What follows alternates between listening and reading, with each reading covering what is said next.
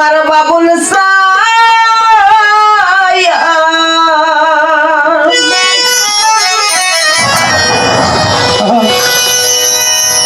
মাসুম চান বাজান থাকবো তোমার চরণ দাসী হইয়া।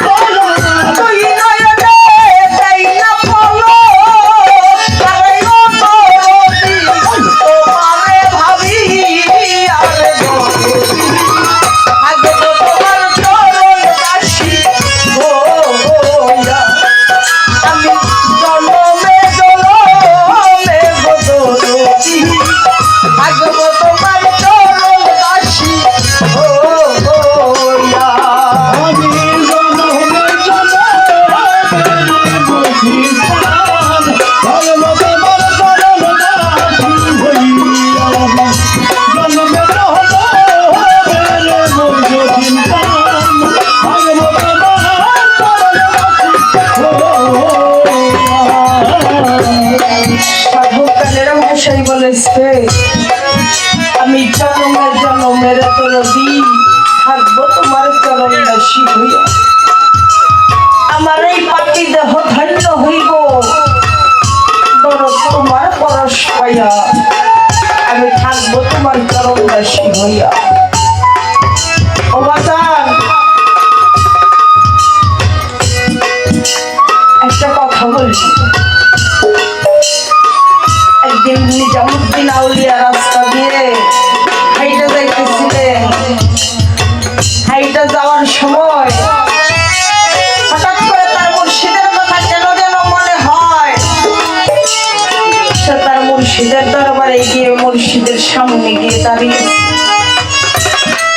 মুর্শিদ নিজামুদ্দিন আউলিয়াকে বলতেছে, নিজামুদ্দিন তোমাকে ছোট্ট একটা প্রশ্ন করি। বলে বাবা বলে। বলতেছে এই যে তুমি খুন রাহাজানি ডাকাতি করে টাকা পয়সা ইনকাম করো, তুমি কি একটাবার ভেবে দেখেছো তোমার এই খুন রাহাজানি ডাকাতির মাঝে যে পাপ হইতাছে তোমার এই পাপের ভাগীদার কেউ হবে কিনা? তখন নিজামুদ্দিন আউলিয়া বলতেছে, বাবা আমি তো কখনো এই ভাবনাটা ভেবে দেখি নাই। তখন তার মুর্শিদ বলতেছে, তুমি আজকে তোমার মুর্শিদের তোমার পিতামাতার কাছে গিয়ে জিজ্ঞেস করবা, বলবা মা গো বাবা আমি যে খুন রাহাজানি ডাকাতি করে টাকা পয়সা ইনকাম করি আমার এই পাপের ভাগীদার হবে কিনা? এই সাউন্ড একটু দাও তো বাবা। তখন নিজামুদ্দিন আউলিয়া বলে, বাবা আজকে আমি জিজ্ঞেস করব। বাড়িতে গিয়ে সর্বপ্রথম তার পিতার কাছে জিজ্ঞেস করছে, বলে বাবা গো, ছোট বাজাও সবাই, আমি যে খুন রাহাজানি ডাকাতি করে টাকা পয়সা ইনকাম করে আপনাদের আইনা খাওয়াই, এতে তো আমার অনেক পাপ হয়, আপনারা আমার এই পাপের ভাগীদার হবেন? তখন নিজামুদ্দিন আউলিয়ার বাবা বলছে, বাবা রে তোর দায়িত্ব তোর পিতা মাতাকে খাওয়ানো, তাকে জন্ম দিয়েছি কিন্তু মানুষ করতে পারি নাই। মনে অনেক স্বাদ ছিল সন্তান যখন বড় হবে আমাকে রোজগার করে খাওয়াবে, তবে তুই বড় হয়েছিস কিন্তু এই সমস্যা কি তোমার গো? কথা বলো কেন? গান বুঝো না? বুঝলে যাও বাসায় যা ঘুমাও।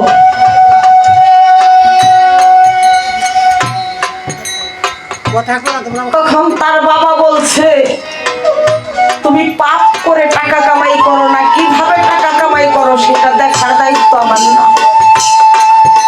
শেষ বয়সে দুমুঠো ভাত খাই তোমার টাকায়, তোমার দায়িত্ব তুমি পালন করতেছো, তোমার পাপের ভাগীদার আমি হতে পারবো না। তখন দুই চোখের পানি ছেড়ে দিয়ে নিজামুদ্দিন মায়ের কাছে চলে যায়। সোহেল দুঃখের ডালি মাথায় লইয়ারে আলাপ দে। মায়ের কাছে গিয়ে বলে, মা গো, মনে মনে ভাবে আমার জনম দুঃখিনী মা, যিনি আমাকে 10 মাস 10 দিন তার উদরে ঠাই দিয়েছে, আর কেউ আমার পাপের ভাগীদার হোক বা না হোক আমার মা হবে। মা তো মা, জগৎ জননী মা। মা কখনো সন্তানের কষ্ট দুঃখ বুঝতে একটু দ্বিধাবোধ করে না। সন্তানের কষ্ট হওয়ার আগে মায়ের বুকে কষ্ট লাগে। নিজামুদ্দিন আউলিয়া মনে করেছে আমার মা জননী অবশ্যই আমার পাপের ভাগীদার হবে। মায়ের কাছে যখন চলে যায়, মায়ের কাছে বলে, মা গো, খুন রাহাজানি ডাকাতি করে টাকা পয়সা রোজগার করে তোমাদের খাওয়াই, তোমরা কি আমার পাপের ভাগীদার হবো?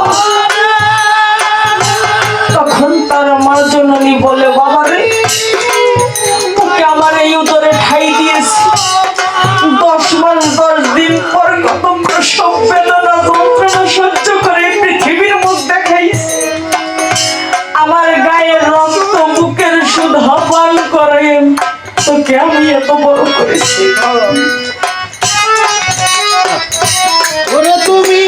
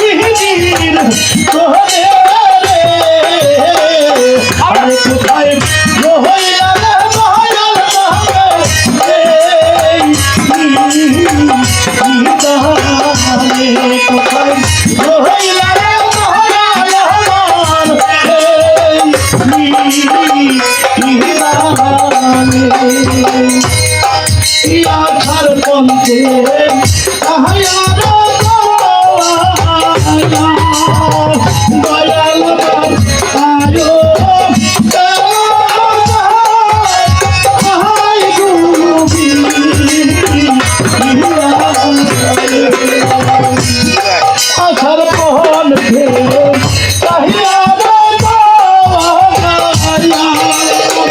দয়াল আমার আয়ো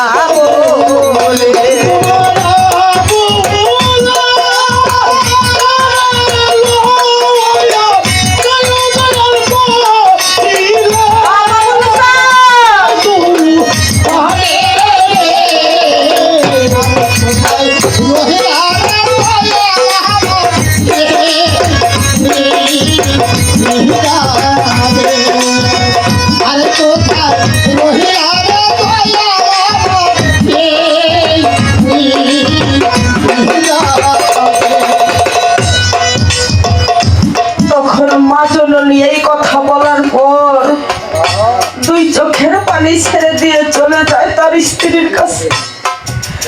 মনে মনে ভাবে, যাকে জীবনের সঙ্গিনী করে ঘরে এনেছি সে হয়তো আমার কষ্টটা বুঝবে।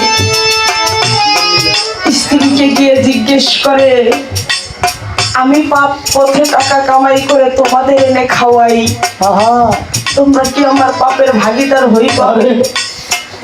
তখন স্ত্রী বলে, স্বামী গো, আল্লাহর কালাম করে তুমি আমাকে ঘরে তুলে এনেছো, আমাকে রোজগার করে খাওয়ানোর দায়িত্ব একমাত্রই আপনার। আপনি কিভাবে টাকা রোজগার করে এনে খাওয়ান সেটা আমার দেখার দায়িত্ব নয়। তখন আবার চলে যায় সন্তানদের কাছে, মনে মনে ভাবে সন্তানদের জন্ম দিয়েছি, সন্তান হয়তো আমার কষ্টটা বুঝবে। যখন সন্তানের কাছে গিয়ে জিজ্ঞেস করে, সন্তান বলে, বাবা গো, আমাকে জন্ম দিয়েছো, আমাকে লালন পালন করার দায়িত্ব একমাত্রই তোমার। তুমি কিভাবে টাকা রোজগার করে আনো সেটা আমার দেখার দায়িত্ব। তখন নিজামুদ্দিন আউলিয়া দুই চোখের পানি ছেড়ে দিয়ে মুর্শিদের দরবারে চলে যায়। মুর্শিদের দরবারে চলে গিয়ে মুর্শিদের চরণে লুটা পড়ে, বলে, বাবা, এই পৃথিবীতে এমন কোন বান্ধব পেলাম না যিনি আমার পাপের ভাগ নেবে। যেদিন আমার বাবুল চন্দ্রের হাতে হাত দিয়ে বায়াত গ্রহণ করেছি, আমার বাবুল চাঁদ আমাকে তোমার ঘর ভরা মানুষের সামনে বলছে, তোমার পিছনের যত পাপ সব আমি আমার মাথায় তুলে নিলাম। মুর্শিদ ছাড়াই আমার কোনো বান্ধব নাই কারো পাপের ভাগিদার হয়।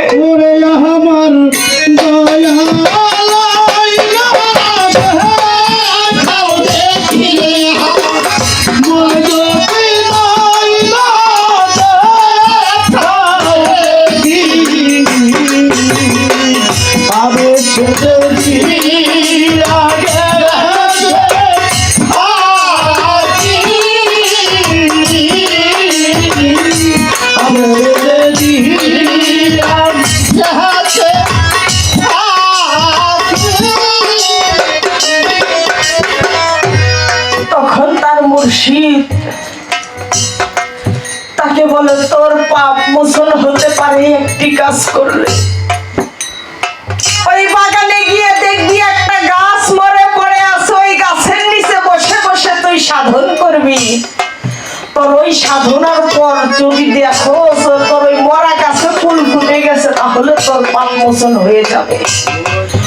মুর্শিদের কৃপায় নিজামুদ্দিন আউলিয়া সেই গাছের নিচে বসে বসে সাধন করতেছিল।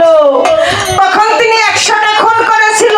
সাধনত অবস্থায় দেখে একটা কবরের মাঝে এক যুবতী নারীর লাশের উপরে এক বখাটে দুষ্ট এসে বলাৎকার করতেছে। যখন এই কথা, এই দৃশ্যটা নিজামুদ্দিন আউলিয়া দুই চোখে দেখে সহ্য করতে পারে নাই।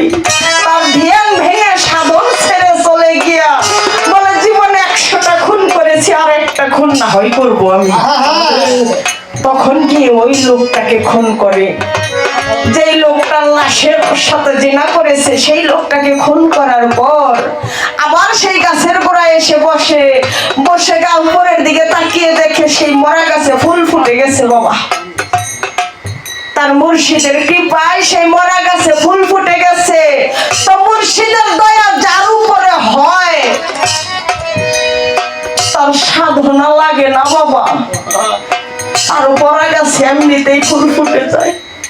এই তো আমার বাবার কাছে শুধু আমার এতটুকুই প্রার্থনা, আমার এই পাপী দেহখানা যদি একবার আপনার চরণের ধুলা আমার এই পাপী দেহে লেগে যায়, তাহলে আমার এই মানব জন্মটাই সফল হয়ে যাবে।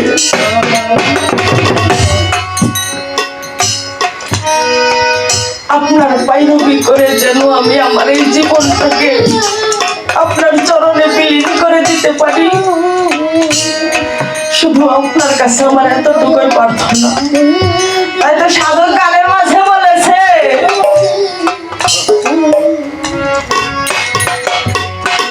কেমন জানি হইয়া গেলাম রে বাজান রূপে নয়ন দিয়া দরদি, রূপে নয়ন দিয়া আলো কেমন কেন হইয়া গেলাম রে রূপে নয়ন দিয়া রে দরদি, রূপে নয়ন দিয়া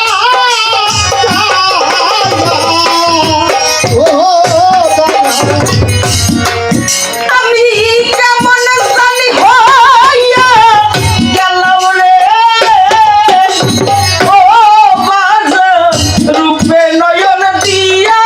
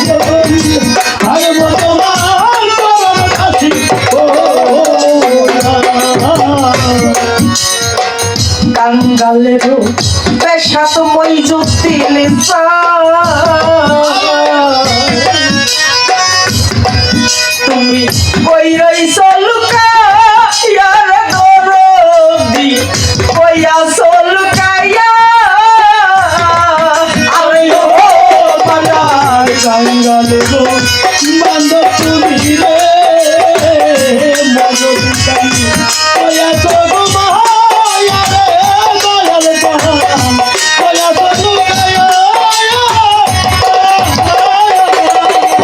ও দরদি কাঙ্গালের বেশে মইজুদ্দিন তুমি কই রইছো লুকাইয়া আমিও ভাবিনি কান্দি ওয়ালা আমিও ভাবিনি কান্দি আরে আমিও ভাবিনি কান্দি আরে ও দরদি তোমারে হারাইয়ার দরদি থাকবো তোমার চরণ দাসী ও ইয়া আমি জনমে জনমে লাইগা রে থাকবো তোমার চরণ দাসী হইয়া যাবি জনমে জনমে লাইগা রে থাকবো তোমার চরণ দাসী আমার যদি পাঠাও হবে রে আমার পুনর্জন্ম দিয়ার দরদি পুনর্জন্ম দিয়া আরে ও আমার যদি পাতাও হবে রে বাগান মানব জনমতি দয়াল প্রাণ তুল জনতে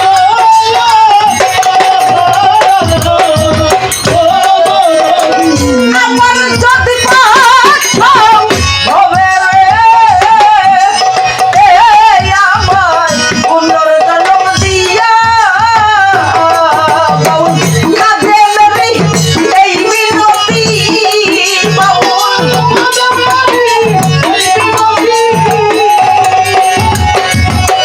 কাঁধে মেরি এই মিনতি আরে ও দরদি রাখিলাম জানাইয়ার দরদি থাকবো তোমার চরণ দাসী ও ইয়া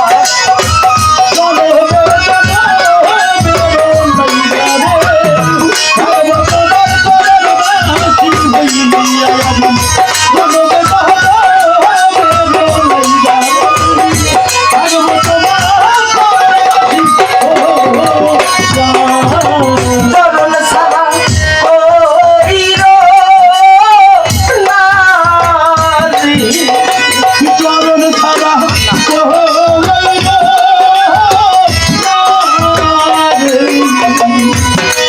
আমার এই দেহ প্রাণ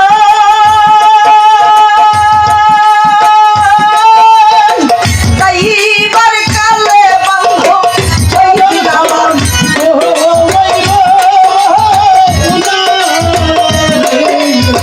চরণ ছাড়া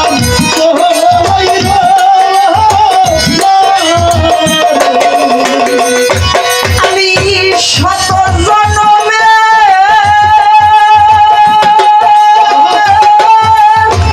অপরাধী বান্ধব চরণ সারা কইর